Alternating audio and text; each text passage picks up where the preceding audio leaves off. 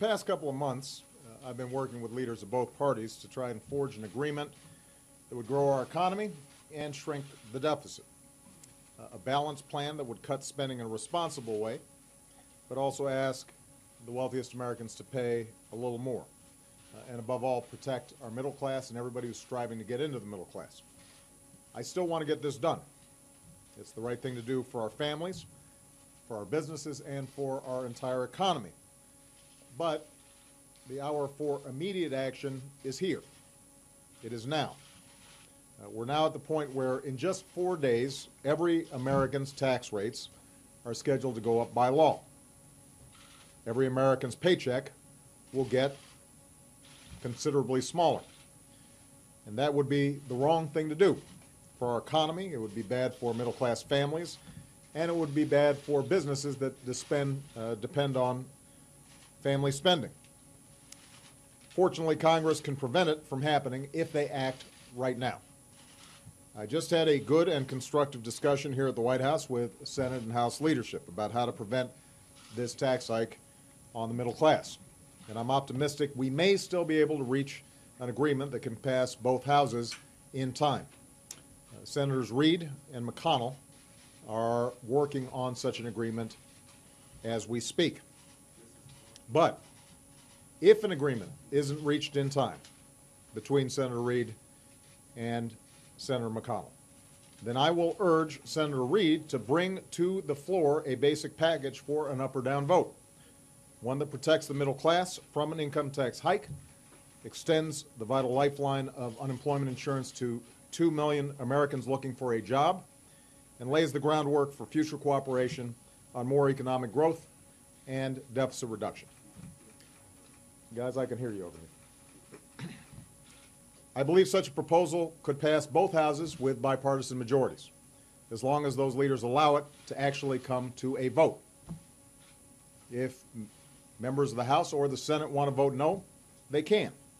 But we should let everybody vote. That's the way this is supposed to work.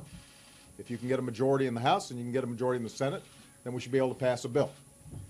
So the American people are watching what we do here. Obviously, their patience is already thin. This is deja vu all over again.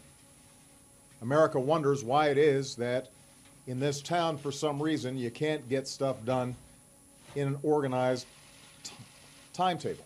Why everything always has to wait till the last minute. Well, we're now at the last minute.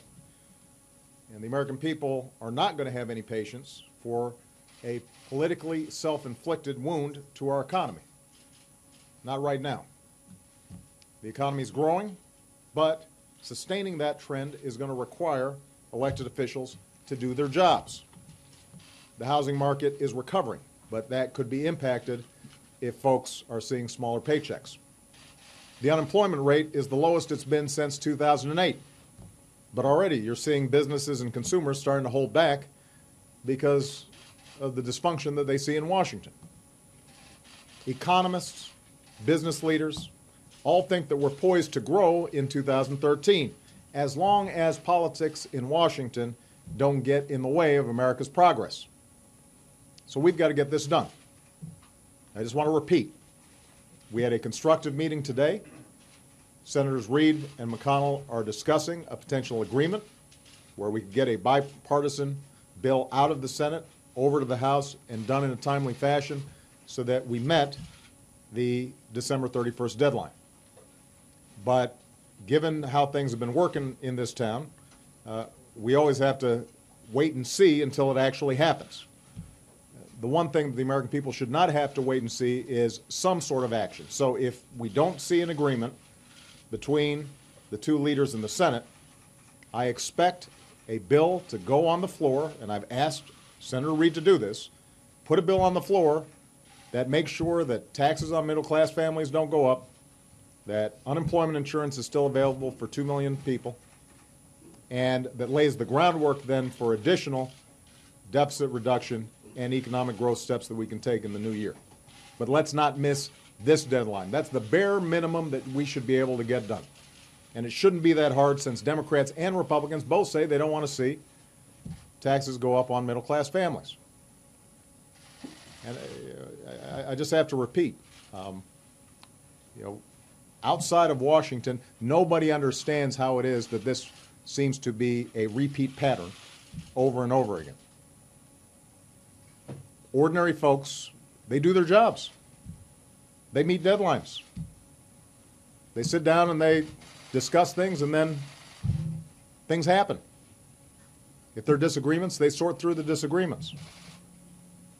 The notion that our elected leadership can't do the same thing is mind-boggling to them. It needs to stop. So I'm modestly optimistic that an agreement can be achieved.